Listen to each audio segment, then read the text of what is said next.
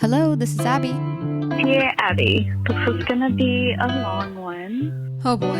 Dear Abbey, how do you tell the difference between a new exciting crush and a rebound? Does it matter? Dear Abbey. Dear Abbey. Dear Abbey. Welcome to our little corner of the internet. This is the Dear Abbey podcast. I hope you stay and hang out with us. See you in a sec. Okay, you know what time it is. Welcome back, everyone, to Dear Abbey. My name is Abby. I am your host. I'll be hosting today's episode alone. I don't have a co-star, so if this is your first time listening, expect to be put to sleep. So I've been told. Apparently my mom listens to go to sleep, so that's kind of a slap in the face, but I'm also flattered. I used to teach yoga, and I've always been told that I have a very soothing voice. Hopefully you can stay awake for the full episode, I guess, since that's common for people to fall asleep. But, you know, maybe it's better if they fall asleep because then they listen to the whole episode. So that's where the podcast is heading, I guess, is ASMR and putting people to bed. Which, you know, I'm fine with that. But welcome back, everyone. I'm excited to be here. I'm a little bit sleepy. It looks like I'm sleepier than I am, though, because I did get sunburnt on my eyeballs. So if that's never happened to you, you're lying. I feel like everyone has had their eyes burnt, but it's very painful. I always burn my eyes. Like, that's the one thing that burn. Everyone's been telling me don't wear sunscreen, don't wear sunglasses because it makes it worse. But all I've gotten is burnt eyes. So I don't know if that's true or not. Wear your sunglasses, kids. This week has been a lot of beach days. I feel like I haven't recorded in like a long freaking time. I think I'm disassociating a little bit, honestly, right now. I want to say to the people who support my podcast already, who have shared it on their stories, all that fun stuff, thank you so much for the support already. It's amazing. Before you even finish this episode, pause it and then go give me a 5-star rating and review on Spotify or Apple Podcasts or wherever, or on YouTube. Just comment. I love when you guys comment on my YouTube. It makes me so happy. It feels more intimate and personal. Let's get into the nitty gritty. Also, I know I got mad at myself earlier for saying this. I get mad at myself for saying this, but I hope everyone's having a great Thursday. And you have one more day until the weekend, and then it's the weekend, baby. Make some fun plans. Go do something fun. Go do something scary. And go do something relaxing.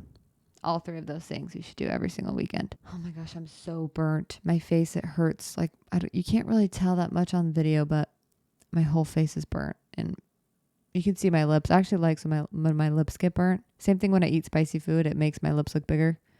No, really just my bottom lip, but it just makes it look better. So, pro tip, get burnt on your face and also eat spicy food and your lips might look a little bit bigger. We have a fun episode planned for today, everyone. Y'all are going to hate me. I'm kidding. Hopefully not, but we will be doing. Okay, this is a series of today. So we're going to do some quick life updates. And then we're going to get into the nitty gritty kind of, I guess. Well, we're going to just talk some mental health stuff. I wanted to share something I've been thinking about recently. And hopefully it can help someone. And, you know, I think it's good for everyone, not just if you're like have OCD or anxiety, but just in general. I like to keep it more general, but also, you know, I'll probably do some episodes specifically for OCD and anxiety and stuff like that. Because I feel like I'm pretty far along in my recovery in the sense of I can deal with it and my life looks pretty normal again, thankfully. But yeah, it's still, you know, hard. So I feel like I don't want to leave people behind, I guess, in a way, if you're still struggling really bad. And then after that, we'll do Dear Abby. And then I wanted to share video game recommendations and hold on, and try to convince everyone to game with me because we'll get into that later. But I think I can convince everyone that there's a game out there for them that they would like to play. First things first, this week has been super fun. It's been Chelsey's birthday week, and I guess she likes to celebrate something every single day for her birthday. I'm kidding, but I like how, you know, we try to make it a moment now for each other's birthdays. Mostly Chelsey and JC are better than me. I've never actually been that good at birthdays. That's something I've always sucked sucked at as being, something I've always sucked at with my friends is I'm not a good birthday girl, but I'm trying to be better. Like do stuff for their birthday, make them feel special. I feel like that's something that you either have when you're younger and you just know it because maybe you had some bad birthdays, or you just get older and you learn that that's important and you might as well just celebrate the people that you love. So yeah, with the birthdays, we did a beach day for Chelsey's birthday. It was Coastal Cowgirl. Yeehaw. And it's beachy vibes plus a cowboy hat is I think what I'm picking up what the vibe is, for this summer. And my mom was saying that she was the original Coastal Cowgirl. And I do remember this is when we would go to the beach when we were younger, she'd wear like a button up white top with, like an oversized white top with shorts and a cowboy hat. And she was serving and now everyone's just copying her is what she claims. So, which is not far from the truth. So I guess shout out to my mom. She was the original Coastal Cowgirl. We were at the beach for so long. We had like a whole setup, like tent and everything. And we were there for so long. The whole gang showed up. Case is as cute as ever. I'm obsessed with him. The water was freezing cold, so we didn't get in the water. Well, actually, Keaton and Leif I think did, but yeah, it was a good day, and Chelsey had a good birthday. I posted some sweet things about her on my story. Wish her the best. It's funny. She said that some people would think it's rude when Chelsey introduces me as like her sister or my sister or something on the podcast when she doesn't say like Abbey. She says my sister or like my sister Abbey or something. And like it's rude of her to introduce me as that, which doesn't make sense to me. I'm not like a sibling that's like, no, I am separate from them and I have to be an individual in the sense of like you have to say I'm not your sister, just like call me by my name. And it's an honor. Even if she just said my sister, I'm like, that's fine. I don't really care that much about like, I don't know, being an individual in the sense of how she refers to me. So I just want everyone to know that it's an honor being her sister. And if I'm called Chelsea's little sister for the rest of my life, I will die happy. I will die more than happy because it is an honor, That's how I think about it. So anyways, then we did a birthday lunch today for her. Everyone said a nice thing about her. We ate some cake and it was just a good time. Then we all hung out for a little bit, ate some pizza. Just a lot of eating. Yeah, lots of birthday celebrations, lots and lots of them. So this week has been kind of a weird week on another note in terms of updates recently. I hate to say it, but another member of BTS bites the dust and they got sent off to the war. I guess into the army. J-Hope. Unfortunately. But also, fortunately, I just want it to be over with so they can come back and start performing again and have concerts and stuff. Because hopefully I'm rich by that point. That's the goal. I'm hoping that I can afford going to their concert. But another one bites the dust. He got sent off. They sent him off. He dropped an album a couple months later. Now he's gone. That's crazy. And I don't know if they did it for like a publicity stunt or if they did it because they had to or if they did it because they wanted to. I don't really know because there's all this mixed information about how BTS, their hiatus and how they're all going into the army. If that was like, there's some people that said that they're doing it because they wanted to serve. And then some people said they're doing it because they had to. They had no choice. They didn't really want to. I have no idea. Jimin of BTS dropped an album and it's pretty good. That music video, which song is it? Set Me Free. The music video for Set Me Free, you guys have to watch. It's kind of a freaky song. I like it. I like the meaning behind it is what he was explaining. I don't know where he talks about what the album is about. Maybe with Suga on like a channel. Anyways, but the music video, he's such a good dancer. Those dancers, like just the whole vibe of the video is so mesmerizing and beautiful and kind of creepy, but also like really cool. I think he has I think that one of the, they're called Lights. That's probably my favorite song. I don't really love the other songs in terms of like I'd listen to them over and over again. I will say RM, that album that I talked about on my other podcast episode, I still listen to that literally every single day. That episode is, or not episode. I'm like, the episode was so good. That album is so good. I haven't done like an update in terms of my own like personal mental health, which I wanted to, because it is kind of therapeutic for me to share it, even if it's just to a camera, but for me to just kind of talk through that part of myself. It's been going really good with my OCD recovery. For those of you that maybe are tuning in for the first time, I don't know why I'm so focused on people listening for the first time this episode, but I am. So I guess if you are, I was diagnosed with OCD like a year and a half ago, almost 2 years ago. No, a year and a half ago. Wait. Yeah, almost 2 years ago, I guess. I've just been recovering from it, going to therapy. I haven't actually gone to therapy in a couple of weeks because I can't really afford it every week anymore. So I just do it like once a month. But I do all of the assignments and everything like that. Exposure response prevention. I do some cognitive like behavioral therapy, and then other small things that I hear on like during my own research on, you know, the top leading experts on OCD and stuff. Anyways, so I really do feel like I'm in such a good place in my recovery. Even when I say that, I feel like I have feelings of imposter syndrome, where it's like I still have so much more to go, I guess, but I also genuinely feel like that therapy works, and I still have intrusive thoughts, and sometimes I feel like I still disassociate a lot, but I don't have as much intense fear and an underlying like feeling of everything's going to go wrong. Anyways, I just feel like a layer has shed almost from OCD and anxiety. So that's amazing. I was telling Kian, thinking about how guilty I feel when I start to recover in a weird way. And I almost missed the struggle because I had to like, I don't even know how to describe it, but now I feel guilty whenever I feel like happy, because I feel like it's, I feel like I'm betraying other people who are struggling, I guess. Like I'm leaving them behind in a way, which doesn't even really make sense.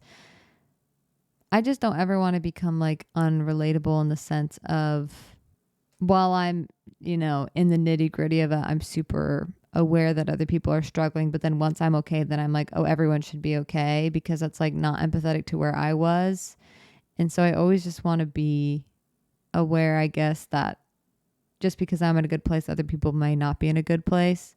But then I also struggle with, I want to let myself be happy, and I don't want to like dim my own happiness and light because it makes people uncomfortable. So it's like a back and forth thing. I'll feel like one day I'll find a balance, but for now I still am kind of confused how to handle that. Not that I'm in like the best place ever, but I'm excited to wake up sometimes, like, and to get on with my day, which that's actually massive for me. And that's not every single day, but every once in a while, like once every month or something, I'll wake up and I'm like, oh my gosh, I'm actually excited for today. If you were to ask me if that was possible like a year ago, I would have been like, definitely no.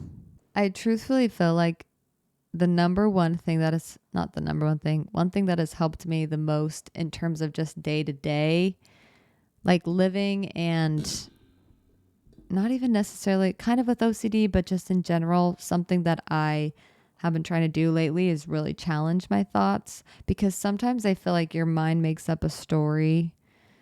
My mind does this. It makes up a story of how I am, or who I think I am, or who I think someone else is, or something. And then throughout the day, if I'm with that person or I'm by myself or something, then it shows me evidence. Like it's like, oh, because they're selfish, or oh, because you're blah, blah, blah. So just in general, challenge your thoughts. If that's something, I mean, if you're in therapy, always talk to your therapist about, challenging your thoughts. But, day to day, just living, we don't have to believe every single thought or storyline our brain tells us. They have missing information that we have. And sometimes they're just like throwing things out there to saying what will will get us to hook, be hooked on it. So just challenge your thoughts, challenge your beliefs in the sense of, for example, sometimes the belief that I have is, I think it's very subconscious, something I'm working on, is that I'm not lovable. Not, that sounds really sad. More like not likable. I think, and that's just because I've always been told that I have like a bratty face, or that I seem like I'm a brat and I'm too shy, or I don't talk enough, or I look like, I don't know. I just feel like there's just a common theme of me being shy and awkward and stuff that I've just carried now, but I'm like, I'm really not that awkward in conversation, anything like that. I've just now carried that story with me because other people have said it. So it's kind of like other people's voices have gone into my head and I'm just believing it when I don't need to believe that. It's very freeing sometimes. It's kind of scary sometimes to challenge your thoughts because we're very used to it. And then if like, well, if we're not that, then what are we? And that's a scary thing, but it's also very freeing because then you kind of really get to discover who you actually are. But that's like a lifelong journey. Sheesh. Okay. I posted an image on my Instagram story. I think the tag is like meditation secrets or success or something. Anyways, they posted a graphic that says, it's like a graphic of, there's a sun and it has a magnifying glass, and the magnifying glass is pointed at a plant, and the plant's like burning and dying and shriveling up. And that's one of the image. And it's under that, it says overthinking to understand something. And then the next image right next to it is a sun shining just straight onto a flower that's like blooming, like the plant is blooming into a flower. So it's like, one's shriveling up and dying, one's blooming and growing. And then under the growing one, it says letting time unfold the truth. The difference is you can either overthink to understand something, which that will just burn you out. That'll exhaust you. That'll deplete you of all energy, growth, everything. Or you can let time unfold the truth. And I love that because I'm such an overthinker, and it's really hard to not be, especially if you've been one for so long. You don't even know what it's like to not be an overthinker. It feels unsafe, but it really doesn't stop anything from happening. I think I would mix up just thinker with overthinker because I'm like, well, you need to think. It's like, yes, obviously, but an overthinker is just overanalyzing, trying to assume things. Like it's a lot of assumptions being made, and you're missing a lot of information when you're doing that. So I truly do feel like things just unfold with time. And the more you kind of can relax into it and surrender to something, surrender to the process, surrender to life and to the roller coaster of it, I feel like that really does just like unfold truths and unfold pieces of you and bits of you. Coming from someone who most of their life has been overthinking and trying to figure things out and trying to solve things and fix things, and there's a lot of yucky feelings that I'll feel and I just don't want to feel them again, so I try to solve them and fix them, like intellectualizing feelings or whatever. None of the overthinking has ever helped me, so like I'm freaking sick of it. I'm done with that shiz. I mean, easier said than done, but that's the goal, right? That was a quick one, but I'm really excited about the recommendations and the gaming talk that we are having at the end of this. We're going to get into the Dear Abby question, and it is a voicemail. So thank you again, you guys. I need your voicemails. Please submit voicemails to 909-817-1742. Thank you. Call, leave a voicemail. Okay, here we go. Dear Abby, I'm an anxious girly, and I've been loving your perspective on the mental health topics that you bring up on your podcast. However, today I'm here to ask you something a little bit different. The one thing that all of my in-laws have in common is that they love to play video games together online. And because I grew up on Zoo Tycoon, anything more intense than like deciding what animals can survive together and the cool exhibit that I designed feels really intimidating. A couple years ago, everyone would hop on Discord together and they would play Super Auto Pets, and that was more my speed and a lot of fun because it was easy to learn. But they've moved past it now, and they've kind of gone back to their more complicated, long, in competitive games like League of Legends. And no hate to people who love that game. No. It's just a hard one for Immediately my husband no. and I to spend our very small amount of free time playing. So my question is, do you have any ideas of games that we can all play together online that don't take a lot of time to learn and are enjoyable for all different types of gamers? I would just love to find a way to connect with my brother and sister-in-laws again. Okay, thanks. Bye. You guys, I'm literally so, I'm shook. I am shook to my freaking core.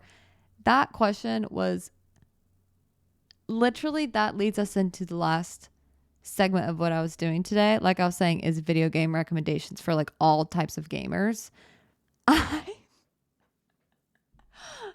I'm literally blown away. I promise you, I did not listen to that voicemail. I didn't even think we had a voicemail for today until I looked, because I literally just look right before I record, and I did not listen to it. I didn't even check to make sure that it was a real one. I just clicked on it and we listened to it. I'm literally so shook that that is exactly what we're talking about today. Okay, well, that's crazy. I'm glad you asked, because I literally have listed everything that you need to know about gaming and what games to play. Not everything, but pretty much what games to play, when to play, who to play it with, how many players, all that stuff. So also, hello from one anxious girly to another. No, that is literally like, that gave me the chills. The second you said video games, I was like, that gave me the chills. I'm just shook by that. Wow. What's also crazy is because I've had such a weird time today recording. Like, I just don't feel like myself right now. There's usually a certain mode I can get into when I'm recording, but today is just a weird day for me. So it reconfirmed to me that this, for some reason, that weirdly enough made me feel better about recording, and I feel like I have a pep in my step now.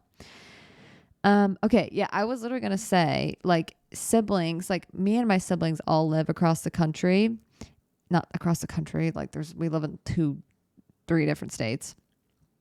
Anyways, we live all over the place. None of us are really close by each other. We all have stuff going on, whatever. But video games really are such a core thing in our family that keep us in communication.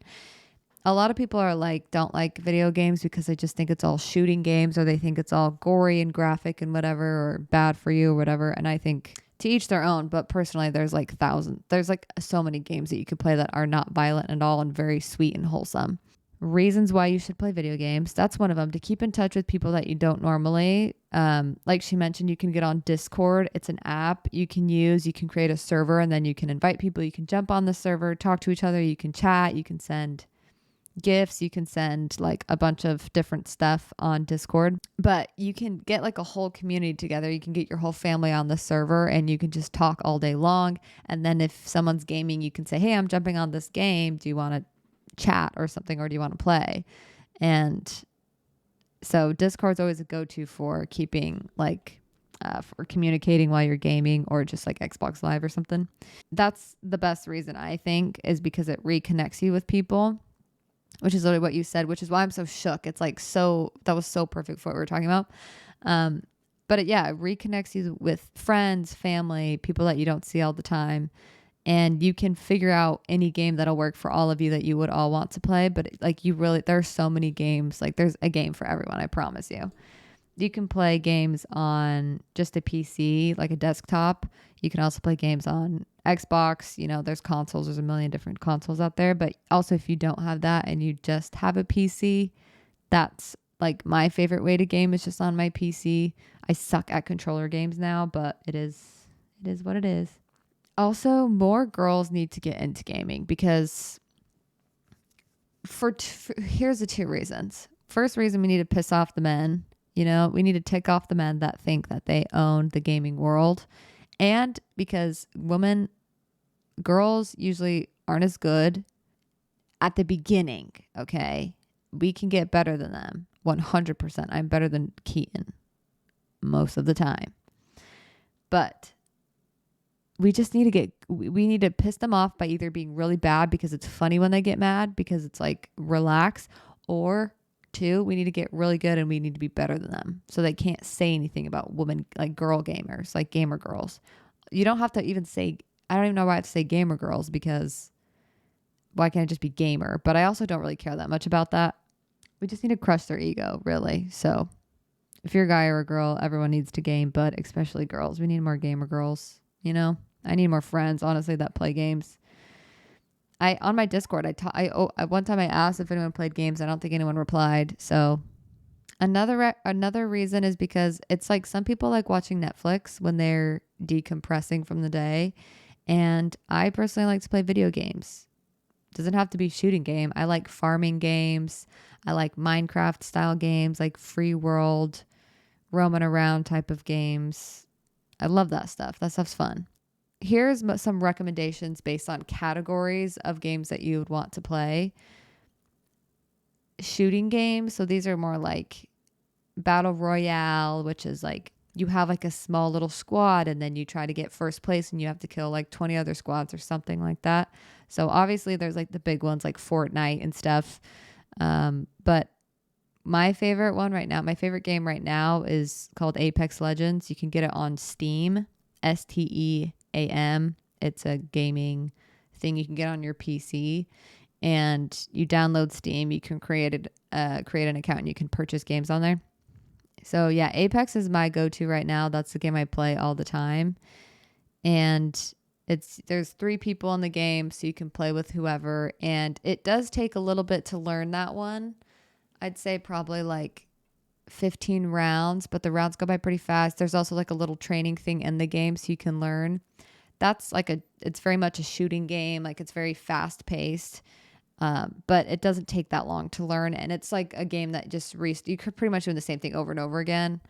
But yeah, that game is really fun and it's not too bad to learn. At first it's overwhelming, but you just trust yourself. You'll be able to learn. Okay, you could also play that on like Xbox and probably other platforms as well. More shooting games. Obviously there's like Call of Duty, all that kind of stuff. But zombies specifically, these are my favorite zombie games. Call of Duty, obviously. Then there's one called World War Z, which is 4 players, and you basically are in like a city, or you're just in different places all over the world, and it's like World War Z. So obviously zombies. There's only a couple survivors in the world, and you basically go through kind of like a campaign style, and which is like a storyline, and you kill zombies. But they also have, the main thing is like they have big what is it called when there's a bunch? Hordes. So it's like a horde of zombies. So there's like thousands. And so you set like detonators. And anyways, that one's a really fun one to play with your siblings because it's kind of high energy, high stress, but it's really fun. Left 4 Dead is a good one. And then this is more of a survival, like open world game, which means open world just means you can roam around and there's not like a storyline necessarily. You can kind of create your own storyline. And that one's called State of Decay. So State of Decay is like you're surviving in like a post-apocalyptic world. And that one's freaking fun. Me and Chelsey used to play that game all the time. And we had so much fun because you can choose to be on a really hard level. And that one you can play with people who are good and bad, like, because you can really do that with any games. Apex Legends, it kind of sucks to play with someone who's really, really bad, but you can just learn and get better. And you can get better pretty fast if you're like willing to really figure out how to be really good at that game and practice aiming and shooting.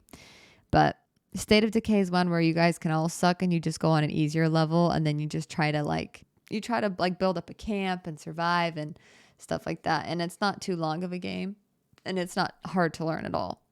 But that one's really, really fun. That one's fun to play at night because it's scary. Leads me to the other group of games that are fun and scary. A lot of these can be found on Steam, on the Steam app. And I don't know which ones are available. I think some of them are also available on Xbox. I think State of Decay is on Xbox.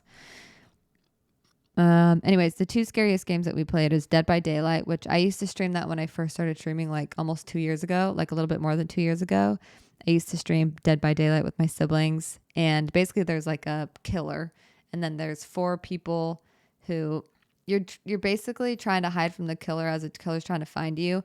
But like, let's say I'm the killer, so you choose who wants to be the killer, and then they can't hear anyone else from the party and they don't know what's going on with everyone else. But then everyone else, like if your siblings or your friends are playing, they're trying to basically escape.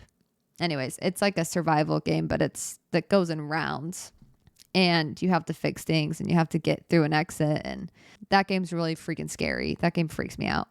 And then there's Pacify. That one's a fun storyline type game. But that one's also very repetitive. Doesn't take that long to learn. But that's more like a one and done type of a game rather than you can play it over and over again. Okay, so open world games. These are games that you're like go farming. These are more wholesome games where it's like pretty aesthetic and it's calm and it's peaceful. There's obviously the main ones like Minecraft, but then we also have Fall Guys. Fall Guys is fun. You can be in a little trio, I think is the most you can do. Yeah, Fall Guys is really fun. It's really cute, innocent. That's actually not open world. I don't know why I put that in there, but I think these are actually more innocent, like fun, sweet games.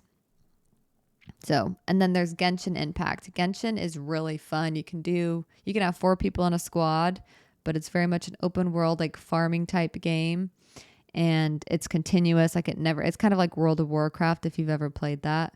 World of Warcraft is like you go on little missions and quests and then you get gold, and then with that gold you can buy stuff and you can buy like mounts, which are tigers and dragons or whatever. I love games like that because that's like how I decompress sometimes. I don't want to like play too high of a stress game. I like to be calm, and there's usually really pretty background music like piano music or really calming, symphony sounds, stuff like that. Genshin Impact is kind of like animated, so it's kind of cute anime characters. But yeah, it's an open world. You farm, you have like these wings and you can glide, and it's just cute and fun. That one you can level up your characters a ton, which is really fun. You can get them maxed out on a bunch of different things. That's how they get you. There's also a little bit of gambling in it as well, which is also how they get you because it's fun. Harvest Moon. This one's on the Nintendo DS. I don't actually know if this is anywhere else, but if you ever come across the game Harvest Moon, or look it up, maybe it's on Steam or Xbox or something. That game is so freaking fun. It's like farming game. By farming, I don't actually mean like farming. Farming just means like you have to get materials, and then with those materials, you build stuff, and but it's not always like actually farming. Farming just means going out and finding stuff pretty much. There's a newer one. This one isn't like necessarily cutesy, but Elden Ring is really popular. World of Warcraft is an obvious one. No Man's Sky is one that Keaton was playing. I saw him play. It's like in space, and you can like go into different worlds, and you can just fly on forever, and it just goes on forever. Skyrim is really good. Skyrim is an older game for sure, but it's really fun. It's an open world. You go on quests, all that stuff. You level up your character. They get better. And then Sekiro. Sekiro is like a campaign style game. So it's not as open worldy. It's kind of campaign style. You hit certain checkpoints and then the game saves, but he's like a samurai, and so you fight like a samurai. That game's really freaking hard, but that's only single player, so that's not like co-op games or anything. I feel like most of my games are co-op. Like even Genshin, which is like the open world game, is co-op. World of Warcraft is. There's so many games, you guys. And I think they just came out with like a Harry Potter game as well. There's so many games that I've played that I can list, but those are kind of my top favorite games that I've played that I really like. But yeah, there's so many games out there. You can really find something for everyone and for everything, for every occasion. So hopefully I can convince 1 or 2 people to start gaming. It's really fun. Join my Discord server, tag me, ask me if you want to play Apex or something, and I would love to play with you. Hopefully I named something that you'd like to play for the girl who asked the question. Thank you. That was a great question. Great timing. Gave me a pep in my step because it aligned perfectly with what I was talking about anyways. And yeah, thank you so much for listening, you guys. Let me know. Send me pictures of your gaming setup because hopefully everyone now builds a PC and, becomes a gamer. again, you guys, here's the thing. With the stereotypes with gaming, it's not like we sit around and we play for 10 hours a day, okay?